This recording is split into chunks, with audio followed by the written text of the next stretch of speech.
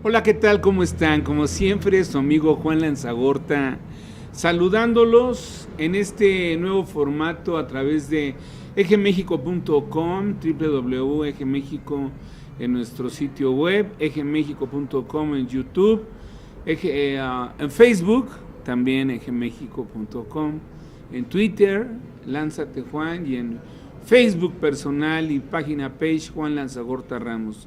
Como siempre, agradecido esta mañana con Dios por estar vivo, estar entero, respirar, muy contento, muy alegre. Estamos en el oriente del Estado de México. Hoy le tocó a Chalco.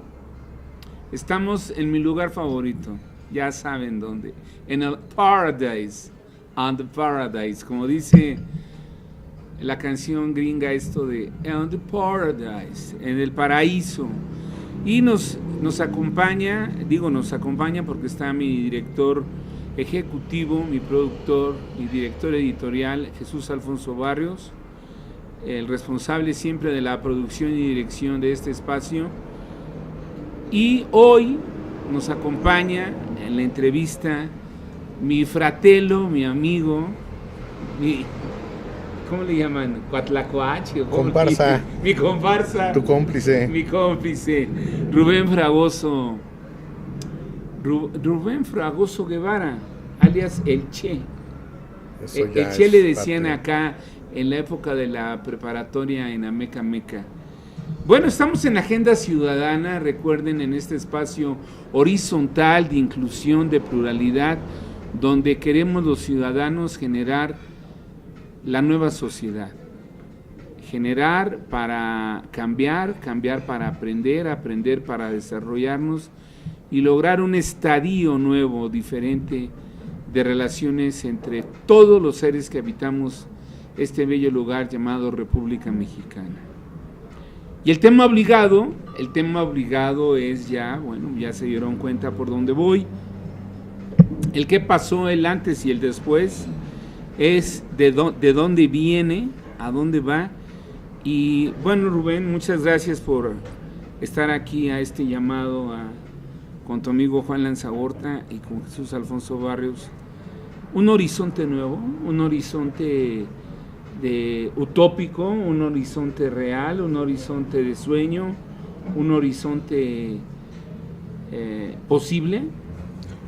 Como todo horizonte y como toda utopía, creo yo que es un buen horizonte porque está dando oxigenación al sistema político que le hacía falta, dada el déficit de legitimidad que estaba produciendo en los últimos sexenios el sistema, que era muy, muy bajo.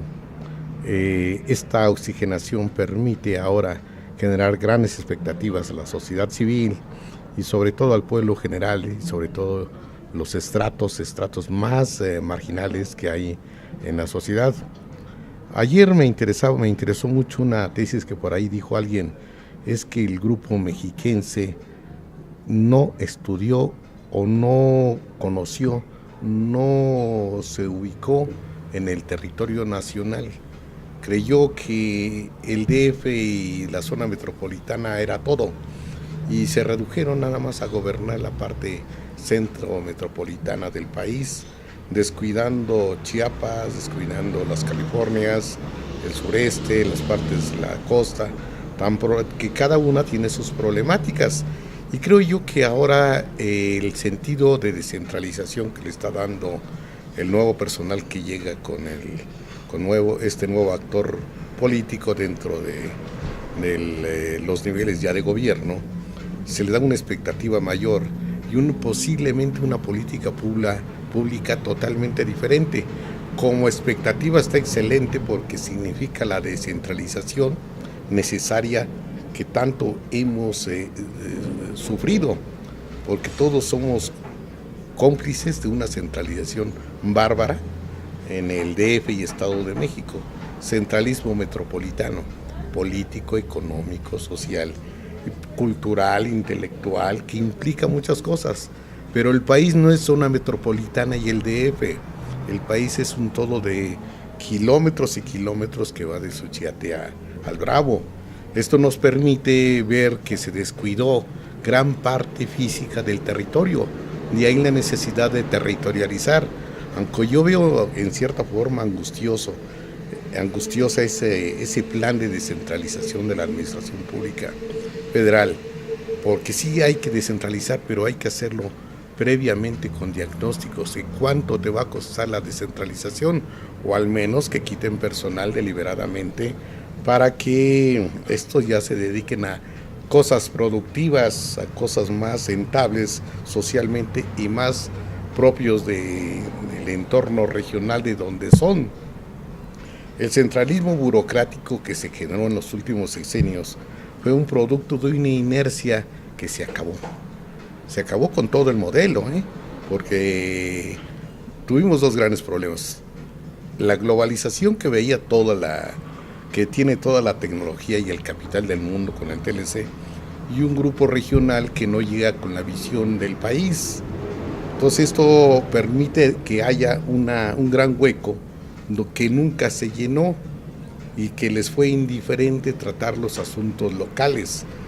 No porque el presidente tenga que poner la manota en cada estado, sino simplemente enterarse y reforzar a donde hay más necesidad de meter la mano, sobre todo en seguridad, en pobreza, que son aspectos que de alguna forma no han sabido los gobiernos mitigar, sobre todo con el neoliberalismo.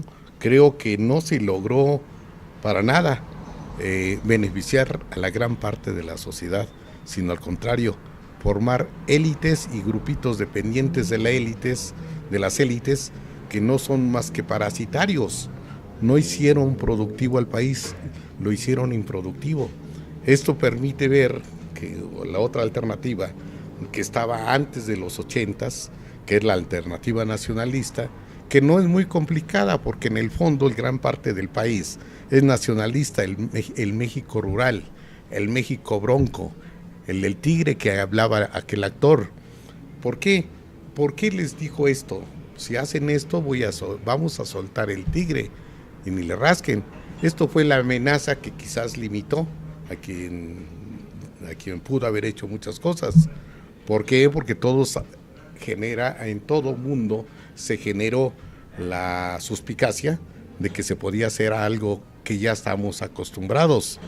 Y qué bueno que no se dio, porque pudo más las amenazas quizás solapadas o abiertas, pero que de alguna forma sirvieron.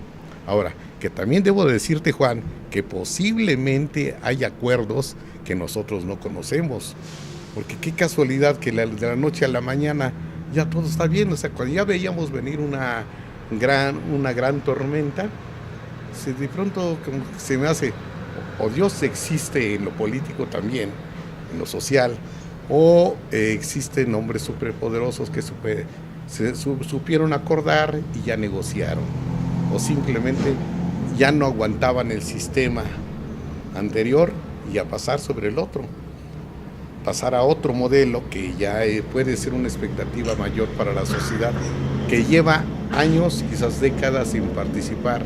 Desde el 88 no se había dado.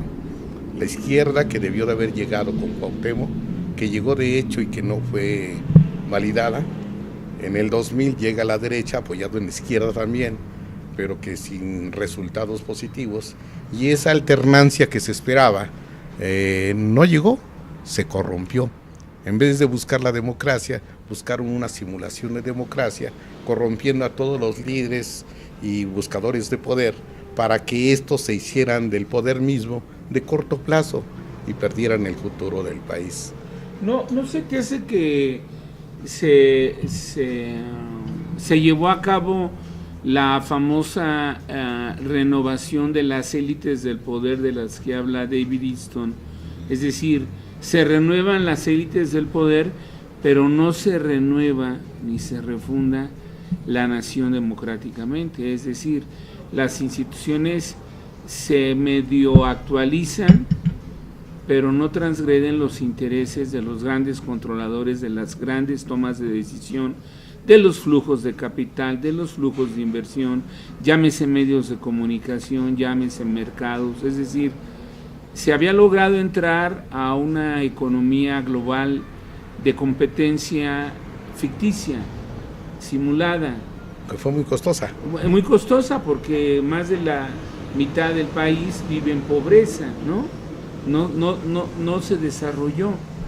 Decía alguien el fin de semana que estuve en Guanajuato, votó el sureste, votó el México pobre, votó el México que no había votado, o tú le llamas el México territorial. Yo no diría del México rural porque hoy la concentración de la población de este país está más en las áreas urbanas y conurbadas que en el México rural, porque también se logró despoblar al México rural. Hoy hay poblados, no hay comunidades, no hay pueblos, hay ranchos, hay caseríos, en fin, pero que hay una gran marginalidad, pues es cierto, existe, ¿no? Me está diciendo producción que tenemos que ir a un corte para identificación de nuestra señal, pero quisiera que antes refirieras aquello de hacer política no tradicional a lo que refería Maquiavelo, o regresando del corte. Regresando del corte. Claro que sí. Regresando del corte. Vamos a un corte y regresamos. Claro que sí, bueno. Decía Maquiavelo, hacer política, pero política no tradicional. ¿A qué se refería Maquiavelo con esto, Rubén? Que yo entendí cuando lo leí hace algunos ayeres, de que Maquiavelo se refería a dos tipos de hacer política. Uno, la tradicional, pero cuando se te agotan los procedimientos y costumbres tradicionales, tienes que utilizar la heterodoxia, que es lo que hizo Trump actualmente, que es lo que hizo en Francia este personaje, y lo que hizo AMLO aquí en México, que no es muy difícil de ubicar históricamente. ¿Por qué? Porque es necesaria la heterodoxia, lo mismo que hizo Putin en Rusia. La heterodoxia se va alternando con la ortodoxia. Cuando las costumbres se agotan, hay que cambiarlas, hay que transformarlas y hacer nuevas.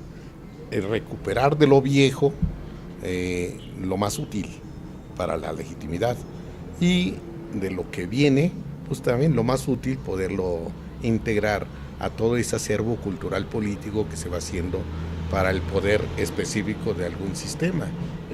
¿Te refieres con esto que Andrés Manuel recoge lo más viejo, ¿no? Aquella vieja usanza de estilo, decía Daniel Cosío Villegas, el modelo personal de ejercer el poder, ¿no?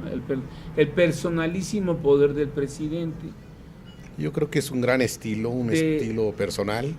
Imprimo así porque voy a renovar de esta manera con lo más añejo, lo más puesto a prueba, que sé que va a prevalecer, lo voy a implementar para darle continuidad a lo que sigue, que es el paso nuevo, ¿no? Los reajustes presupuestales, los cambios, los no despilfarros, ¿no? La reducción de salarios, etcétera, etcétera. Los excesos. Y él nada más se pone como la figura que también se ciñe en ese modelo de austeridad, en ese modelo de la mediana república austera, ¿no? Y dice, no puede haber un gobierno rico con un pueblo pobre. Y para empezar, nadie va a ganar lo que gana el presidente, o todos ganarán a partir de lo que gana el presidente hacia abajo, y cero dispendios, ¿no? Y estos grupos, los de la derecha del mercado, los del mercado de la oferta y la demanda, que encontraron una manera de permanecer, de continuidad, de desarrollarse en el sistema político, pues serán absorbidos por otros esquemas, ¿no? Curiosamente, Esteban Moctezuma es absorbido por el esquema de los Salinas Price y los Salinas Pliego cuando renuncia con Cedillo y se va a la Fundación Azteca. Y hoy regresa a un ejercicio de poder social, entre comillas, a través de la Secretaría de Educación. Pero regresa con un tinte nuevo, empresarial, de responsabilidad civil. Quizás sea por ahí algunos. Yo creo que una gran parte del empresariado nacional perdió su sentido social. Creo yo que Esteban a partir de donde surgen precisamente en TV Azteca, tiene una gran oportunidad de hacer sentir, de hacer ver que puede haber un gran diseño empresarial con responsabilidad social, que también tienen que adoptarlo las transnacionales como una política pública, o por lo menos como un lineamiento, en donde las empresas se ciñen a la moral y la necesidad del pueblo, porque ya no pueden seguir alterando, porque se conflictúa más, se genera inercias de inseguridad que los neoliberales nunca lo entendieron así. Ellos creían que pagar seguridad pública, doblar el presupuesto al respecto, con eso iban a acabar, y es una mentira. Y es tan lógico. La gente que no tiene chamba pues va a lo más fácil, aunque arriesgado, que es de delincuente, llámese narco, llámese secuestrador, llámese otra cosa, hasta de políticos. Entonces, ¿esto qué obliga? A que se repiense bien el sistema político mexicano, más allá de que si es maquiavélico o no. Yo creo que se debe rediseñar muy bien un modelo en donde ahorita la heterodoxia necesaria, con un nacionalismo necesario, nutrido en las nuevas generaciones, va a hacer que se aterrice el territorio, porque si bien es cierto lo que dices, que las ciudades están absorbiendo gran parte de la población rural, sí, nada más que con las siguientes características. Esa gran población que está en los cinturones de las ciudades, llámese Guadalajara, Monterrey, Tijuana, Ciudad de México, esa gran periferia, tienen una gran movilidad que no es, la estadística no te lo data en forma precisa. ¿Por qué? Porque hay una gran movilidad, por ejemplo, de Nesa a Nezahualcóyotl.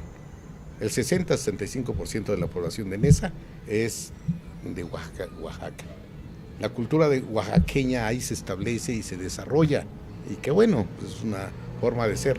Ahí los candidatos a gobernadores tienen que venir de cualquier partido a hacer política en esa. ¿Qué pasa? Pues entonces, esos, porque saben que esos oaxaqueños que radican en esa, que trabajan en Tlán, en el DF, en Naucalpan, etcétera, van a regresar o tienen su regreso el fin de semana con sus familiares. Son los que no fueron votados o exportados con Trump, pero que se quedaron en la inmigración interna y tienen una gran posibilidad de regresar a sus terruños, a desarrollarlos, porque el campo ya no es rentable. El neoliberalismo acabó con él, o sea, el TLC. El TLC obviamente le convenía hacer a unos cuantos de lana, importar maíz y venderlo, aunque sea híbrido, envenenando a la gente para que la consumiera. Las tortillas que actualmente en la zona metropolitana que consumimos es tortilla de maíz híbrido. Te va generando conflictos en el intestino. Entonces, ¿qué hay que hacer? Hay que revertir todas esas inercias de enfermedades que se generaron en la población mexicana, enfermedades físicas y enfermedades mentales por la enajenación que generaron los medios, que respondieron a los intereses de quienes estaban en el poder económico y político. Y estos tenemos que ser precisamente instrumentadores del gran método autocrítico para que revisemos bien cómo anda nuestra alma nacional, y podamos construir un alma realmente nacional, nacionalista, no dogmática, sino racional, que permita un nacionalismo no trompista o violento, un nacionalismo defensor de sus derechos, promotor de la solución de sus necesidades colectivas, promotor del tequío oaxaqueño en esa, pero también de la faena en las comunidades mexiquenses, o en las comunidades de Michoacán, con los purépechas, qué sé yo, o con los coras allá en Nayarit, donde todavía la sociedad rural tiene esa forma solidaria de trabajar y que no tenemos por qué desaparecerle. ¿Por qué? Porque la comunidad se organiza siempre en forma ya tradicional. ¿Por qué tenemos que romperle eso? Sabemos que para nosotros los que buscamos la rentabilidad a veces a como dé lugar, pues no la entendemos.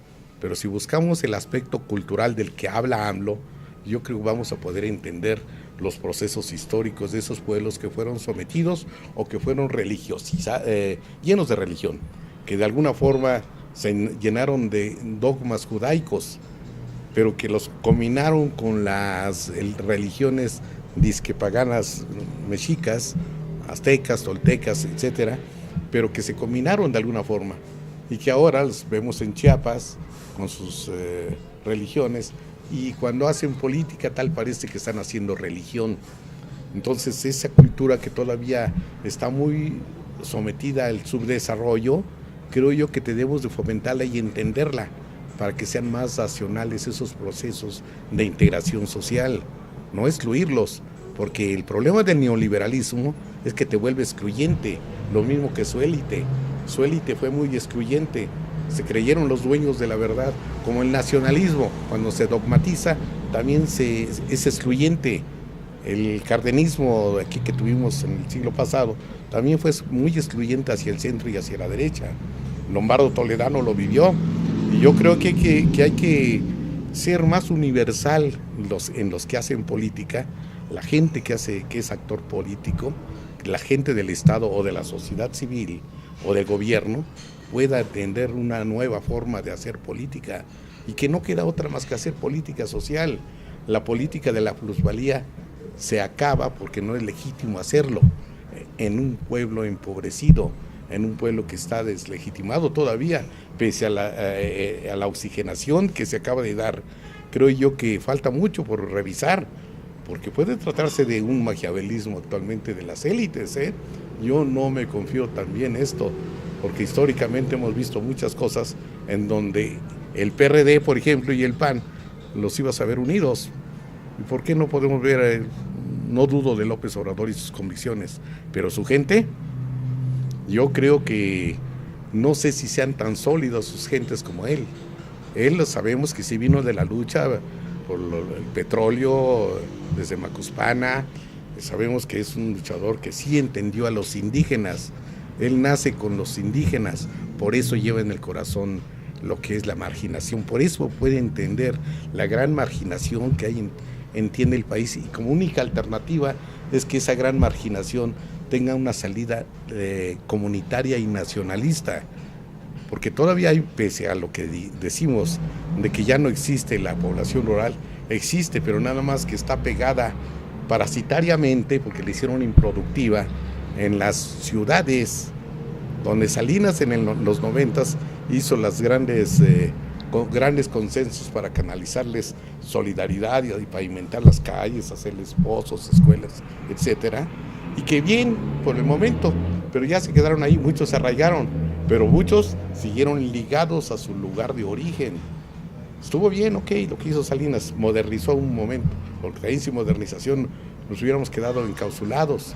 Lo que me llama mucho la atención, Fanny, te lo digo con todo respeto, es que, por ejemplo, cuando llega Miguel de la Madrid, empieza con un mensaje importantísimo, que fue la tesis de su sexenio, la tesis de la renovación moral, y que ahora AMLO también llega con, no le llama renovación moral, pero sí una transformación moral en donde la lucha contra la corrupción y los excesos de poder, y eso da gusto, pero ojalá y lo pueda operar.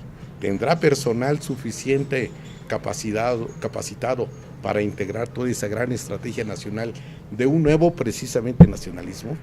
Esa es mi pregunta, porque es fácil luchar por el poder cuando se gana en una elección, pero qué difícil es gobernar y tener la responsabilidad de un pueblo. No es lo mismo sean 100 gentes, 200, 1000, que también ser crítico, o mejor dicho, observador, pues que no hay mucha responsabilidad, pero cuando asume la responsabilidad no es lo mismo jamás gobernar que criticar.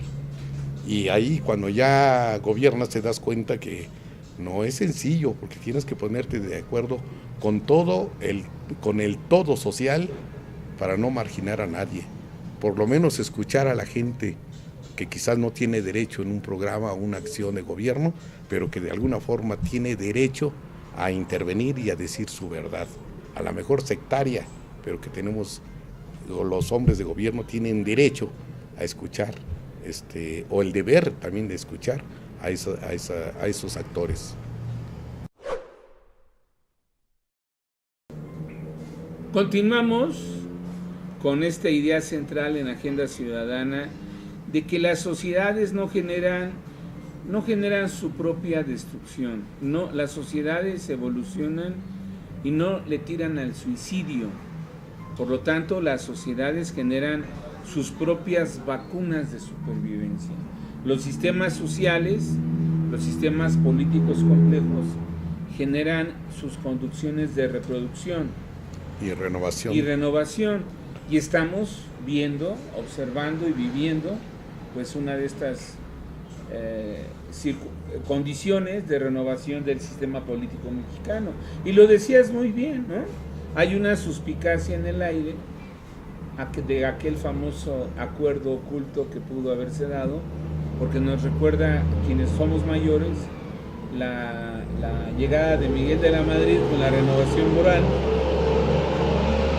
y hoy la de Andrés Manuel López Obrador con la constitución moral, de que hagamos prevalecer la ética y lo moral por encima del derecho, ¿no? Cuando en un sistema jurídico vigente impera la pirámide de Hans Kelsen. Quienes estudiamos derecho sabemos que solamente imperan las leyes que han sido producidas a través de las instituciones que producen las leyes de manera positiva, que son el Congreso General, la iniciativa del presidente y hoy la iniciativa ciudadana en este país. Pero no queda nada más al antojo de la conducta del ser humano, al cumplimiento bondadoso, sino al acatamiento de un mandato imperio de la ley, el que esté reconocido, observado. Esto que hablabas del nacionalismo, ¿no? Es decir, parece hasta urgente, ¿no? Es decir, por otro lado, lo decía Marx, ¿no? El propio capital crea también sus condiciones de descomposición y de recomposición.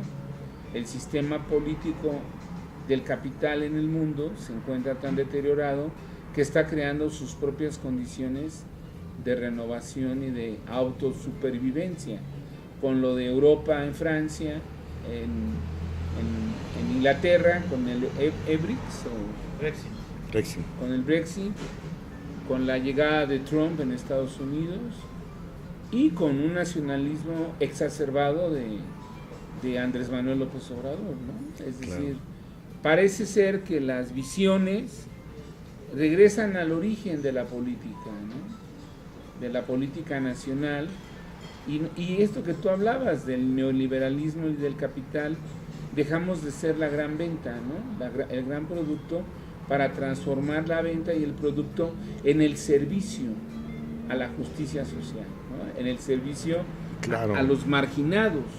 Claro, fortaleciendo el Estado, fortaleciendo a las finanzas del gobierno hacia los programas sociales, que creo yo que por ahí debe de venir una política sana, en el sentido que los programas sociales no sean asistenciales, sino los hagan con el debido objetivo de que la gente de la tercera edad siga siendo productiva, para que no se le eche a perder en la atrofia social, sino la gente que pase de cierta edad tiene mucho que aportar, tiene mucho que decir todavía con sus experiencias y sus limitantes mentales o físicas que ya tiene mucho que hacer, porque tiene una gran experiencia en sus áreas de trabajo, donde entregó su vida y que debe ser respetada. Qué bueno que la persona de la que se habla en todo México tuvo esa visión, que era lógico, todo el mundo lo veíamos, nada más que no había portavoz que lo dijera ante las élites neoliberales. Lo dijo, y lo dijo bien, y se montó en la inercia que él mismo fue construyendo para generar ese gran nacionalismo. ¿Cómo fue Andrés Manuel construyendo esta inercia que fue generando? Hablas de la ruta territorial que hizo en los poblados. Sí, yo creo que recorrió todos los poblados del país, cosa que ningún presidente de la República lo ha hecho. Él lo hizo, y lo hizo bien, porque no hay pueblo que no lo haya visitado. Hasta mi pueblo, que es demasiado pequeño, lo visitó. O sea, son pueblitos que no tienen significación social o político, pero que ahí asistió. O sea, tuvo la humildad de acercarse con los afines, porque él, como decía hace un momento, con los de la etnia de su estado, lo de las etnias de su estado. Él se inició en Radio Chontal por comisión del gobernador de aquel entonces. Se inició como político y después le dieron chance o le dieron una autorización o le dieron línea para que fuera presidente del PRI estatal, donde fue como ideólogo, como gente pensante, generó el himno nacional del PRI desde Tabasco, mejor que muchos ideólogos del PRI. O sea, esto fue una gente de avanzada. ¿Por qué? Porque había una lucha exacerbada por el poder en Tabasco, entre los jaquistas financieros que representaba Gurría Ordóñez y Madrazo Pintado, contra la izquierda garridista que todavía viene de los 30s. Entonces esa izquierda histórica y esa derecha histórica se concluye en estos días en donde por fin gana la izquierda, dado la derechización que llevó a una injusticia social de décadas, en donde Tabasco produce una gran parte de petróleo y que no tiene retribución en sus finanzas. Se me hace de lo más tonto fiscalmente. Y lo mismo con Campeche.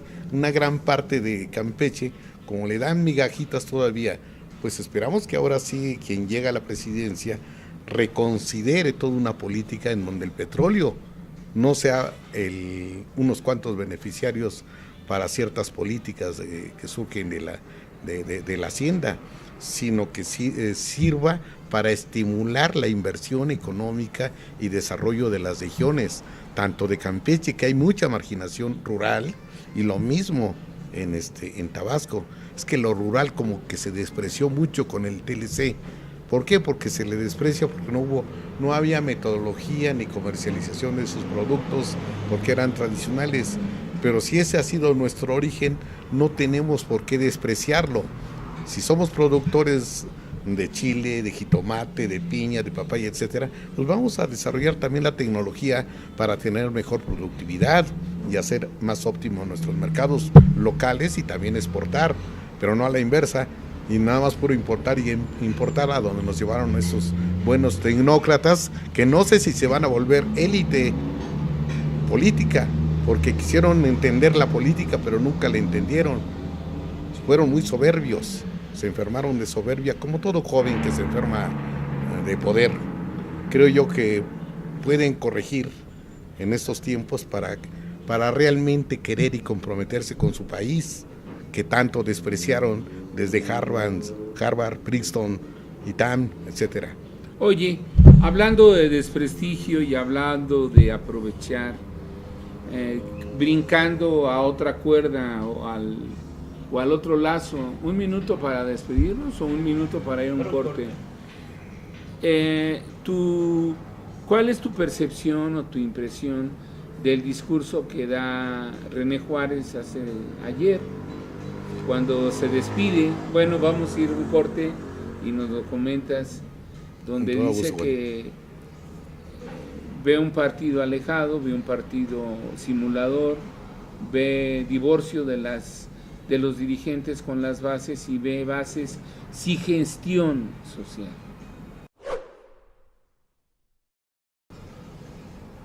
Continuamos en Agenda Ciudadana con la mea culpa de René Juárez Cisneros, el recién, ¿cómo se dirá? El reciente presidente del CEN del PRI, pues que le toca el debacle más grande de la historia desde años que no se ven, que ve a los dirigentes alejados de las bases y que ve a una base que dejó hace mucho la gestión social, y que ve un PRI donde reina la simulación. O sea, dice, veo un PRI donde hay simulación y donde finalmente dice que del tamaño de la derrota tendrá que ser la reforma política del PRI para cambiar y actualizarse. Dice, no leímos las experiencias de la sociedad, no leímos los llamados del 88. Primero dice el 68, luego el 88, habla del 2000, se va al 2006 y luego lo refiere en que pierden la gran oportunidad que fue el 2012, ¿no? el debacle de los debacles, la entrega de la entrega, ¿no? Sí, así es. Y podríamos preguntar si no estuvo todo esto planeado a propósito, pues para herir al dinosaurio eterno, Sistema. ¿no? Y pues a fundar otro, un dinosaurio virtual, moderno, Claro, digital, claro. y no al dino que apenas podía caminar. Sí, yo me pregunto cómo digitalizar esos nacionalismos. O sea, él habló bien. O sea, estamos en dos polos: lo digital de la tecnología, de la globalización, y el sentimiento comunitario nacionalista de los purépechas, de los mazahuas, de los coras, etcétera. ¿Dónde podemos realmente articular esos ejes sociales? El eje social de la avanzada, del progreso, y el eje social que ahí está en nuestra realidad. ¿Cómo podemos estimular un pivote para que ambos no se excluyan, no se polaricen, sino se complementen? Para eso es el Estado, un Estado que entiende las causas sociales y que entiende la tecnología.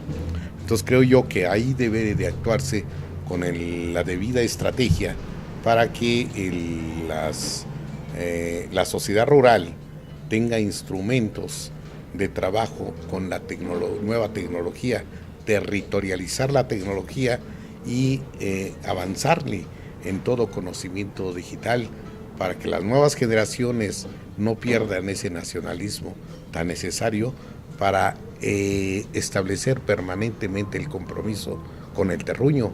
Al desaparecer el ejido como tal, también se va desapareciendo esos nacionalismos.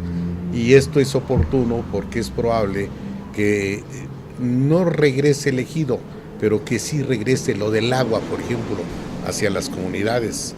Ya lo dijo el mismo AMLO, lo que estaban haciendo de proyectos de judíos con Horenberg, pues ahora va a ser muy cuestionado, o ya está siendo cuestionado por el nacionalismo que viene. ¿Por qué? Porque es necesario que ahora, por ejemplo, los pueblos de donde yo soy, que nos sentimos dueños porque vimos los cauces, sentimos nuestro acuífero, tenemos nuestra agua y no tenemos se puede decir, la legalidad, o si hay la legalidad muy externa, solamente lo saben las burocracias estatales o federales de la CNA o de CAEM, pero que nosotros no nos aterrizan esos conocimientos sobre la estructura de nuestro manto acuífero Texcoco o Chalco. No sabemos su volumen, porque no sabemos la sobreexplotación. Nos dicen de una sobreexplotación, pero ¿hacia dónde se va esa agua? En vez de reconducirla hacia los pozos que podemos generar, pozos de absorción que pudiéramos tener para no exportar el agua fuera del Estado de México, sino crear nuestra propio humectal en nuestro subsuelo y regresar a esa agua a nuestro acuífero, que no son más que ciclos naturales que nosotros ya rompimos, así como rompimos con la estructura del clima por la modernización, que está bien, la modernización tiene sus ventajas, pero también tiene desventajas que hay que prevenirlas. El agua hay que reusarla realmente, pero reusarla bien. Yo me pregunto, ¿a dónde van todas esas aguas? Perdón, me estoy saliendo del tema, pero tiene que ver mucho con lo que estamos platicando. Las aguas ácidas, a donde la industria echa sus ácidos, por ejemplo. Esos drenajes, esas aguas negras, ¿las separan actualmente o se van al mismo lugar, a las hortalizas del estado de Hidalgo? ¿O nosotros queremos crear con esas aguas negras también nuestras propias hortalizas con agua de ese tipo? ¿O tendremos la capacidad de hacer los grises para que haya filtros que nos permitan de alguna forma que sean asimilables por las plantas, no comestibles en corto plazo, o nada más para forraje? O sea, son situaciones que debemos de analizar los que utilizamos el agua permanentemente para la agricultura o para el consumo de las comunidades. Creo yo que las circunstancias que vienen hay que saberlas aprovechar, estar con la gente, trabajar con la gente y promover proyectos desde la gente misma, ¿no? Hacia el Estado, un Estado creo yo que hay que fortalecerlo, está muy debilitado actualmente, la tecnocracia lo debilitó, lo desmanteló, hay que remantelarlo con nacionalismo, con contenidos ideológicos, políticos, culturales, que puedan darle sustento al desarrollo, por lo menos de un sexenio, y que se sienten las bases para que lo que venga sea una combinación de lo mejor, de una globalización que pueda ser aceptada por los mexicanos, pero de un nacionalismo racional que también pueda ser aceptado por nosotros mismos. ¿Ves en el corto plazo a un PRI en ese horizonte? Siempre y cuando haya capacidad de autocrítica como la que mencionas, que no leí más que el encabezado, pero me interesa porque Juárez Cisneros es uno de los pocos cuadros políticos del PRI que son autocríticos. Llegó tarde a la contienda, y a lo mejor deliberadamente, no lo sé, pero que creo que entiende muy bien lo que es el PRI y la sociedad mexicana, y lo que dijo no está fuera de la realidad. Es cierto, mucha simulación, mucho despilfarro, poca ideología en los militantes convertidos en empleados, y es fácil ser empleado porque asegura la quincena, pero qué difícil es ser militante cuando eres hombre libre, y al partido le hace falta tener convicciones de militancia para que realmente se sostenga, no clientes, sino militantes reales, de esos que nos hacemos en la trinchera de la producción, del trabajo, de que no hay que descuidar lo que tenemos de nuestra economía para poder hacer política. Muy bien, nos despedimos, le damos las gracias a Rubén Fragoso, estamos en Agenda Ciudadana, hoy acá desde Chalco, en el lugar más hermoso de la región, más bello, en el mejor restaurante del Paradise. Se despide Juan Lanzagorta, dándole las gracias como siempre a mi director general, Jesús Alfonso Barrios en producción, saludando a la anfitrionía, a la generosidad de las hermanas Jorge Osorio, de Maritza y de Estrella y de Pilar, y hasta la próxima. Nos vemos por aquí, ahí andaremos haciendo un día más por el camino sin camino al andar.